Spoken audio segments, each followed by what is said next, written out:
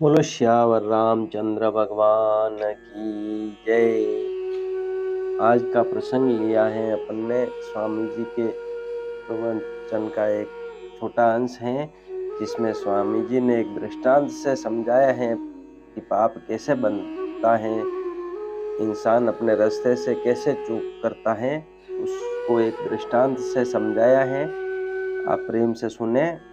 स्वामी जी बता रहे हैं कि एक प्रसिद्ध कहानी है।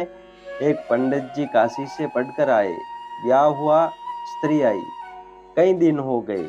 एक दिन स्त्री ने प्रश्न पूछा कि पंडित जी महाराज, यह तो बताओ कि पाप का बाप कौन है। पंडित जी पोथी देखते रहे पर पता नहीं लगा, उत्तर नहीं दे सके। अब बड़ी शर्म आई कि स्त्री पूछती है पाप का बाप कौन है। हमने इतनी पढ़ाई की पर पता नहीं लगा। वे वापस काशी जाने लगे। मार्ग में ही एक वेश्या रहती थी। उसने सुन रखा था कि पंडित जी काशी पढ़कर आए हैं। उसने पूछा, कहाँ जा रहे हैं महाराज। तो बोले, मैं काशी जा रहा हूँ। काशी क्यों जा रहे हैं, आप तो पढ़कर आए हैं।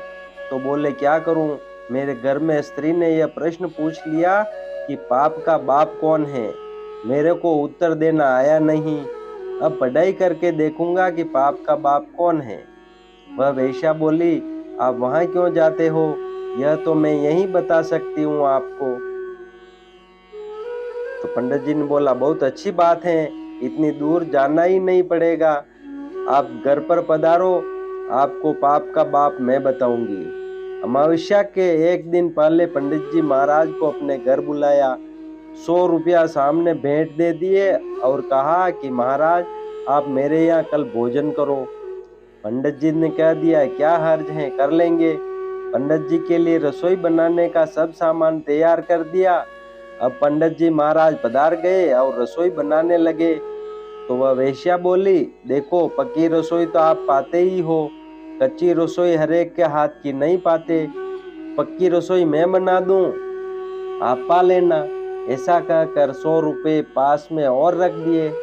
उन्होंने देखा कि पक्की रसोई हम दूसरों के हाथों की लेते ही हैं, कोई हर्ज नहीं। ऐसा करके स्वीकार कर लिया। अब रसोई बनाकर पंडित जी को परोस दिया। 100 रुपये और पंडित जी महाराज के आगे रख दिए और नमस्कार करके बोली, महाराज, जब मेरे हाथ से बनी रसोई आप पा रहे हैं तो मैं अपने हाथ से ग्रास दे दूं। हाथ तो वे ही हैं जिनसे रसोई बनाई है, ऐसी कृपा करो।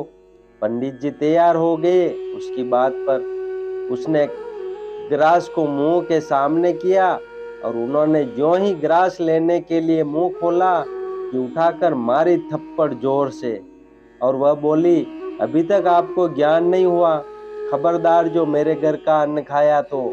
आप जैसे पंडित का मैं धर्म भ्रष्ट करना नहीं चाहती। यह तो मैंने पाप का बाप कौन है इसका ज्ञान कराया है। रुपये जो जो आगे रखते गए, पंडित जी ढीले पड़ते गए। इससे सिद्ध क्या हुआ, पाप का बाप कौन हुआ। रुपयों का लोभ, काम, क्रोध और लोभ ये नरक के खास दरवाजे हैं। दूसरों को उपदेश देने में तो लोग कुशल होते हैं, परंतु उपदेश के अनुसार ही खुद आचरण करने वाले बहुत ही कम लोग होते हैं। मनुष्य ख्याल नहीं करता कि क्या करना चाहिए और क्या नहीं करना चाहिए। औरों को समझाते हुए पंडित बन जाते हैं, अपना काम जब सामने आता है तब पंडिताई भूल जाते हैं, वह याद नहीं रहती। दूसरों को उपदेश देते समय जो पंडिताई होती है, वही अगर अपने काम पड़े उस समय आ जाए तो आदमी निहाल हो जाए। जानने की कमी नहीं है, काम में लाने की कमी है। हमें एक सज्जन ने बड़ी शिक्षा की बात कही कि आप व्याख्यान देते हुए साथ साथ खुद भी सुना करो।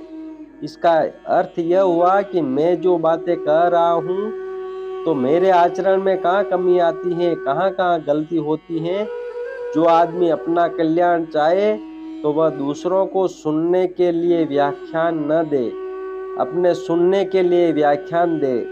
लोग सुनने के लिए सामने आते हैं, उस समय कई बातें पैदा होती हैं, अकेले बैठे इतनी पैदा नहीं होती। इसलिए उन बातों को स्वयं भी सुने। केवल औरों की तरफ ज्ञान का प्रवाह होता है, यही गलती होती है। पंडिताई पाले पड़ी ओ पुरबलो पाप, ओरा ने प्रमोदता खाली रह गया आप। पंडित केरी पोतियां जूं तीतर को ज्ञान, ओरा सगुन बतावई आपा फंदन जान। करनी बिन कथनी कथे अज्ञानी दिन रात, कुकर जूं बूझता फिरे सुनी सुनाई बात।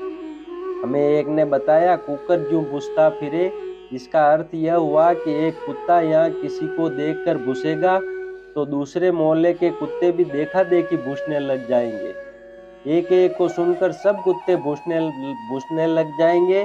अब उनको पूछा जाए कि किसको पूछते हो, यह तो पता नहीं, दूसरा पूछता है ना, इसलिए बिना देखे ही पूछना शुरू कर दिया। ऐसे ही दूसरा कहता है तो अपने भी कहना शुरू कर दिया। अरे वह क्यों कहता है, क्या शिक्षा देता है, उसका विचार क्या है।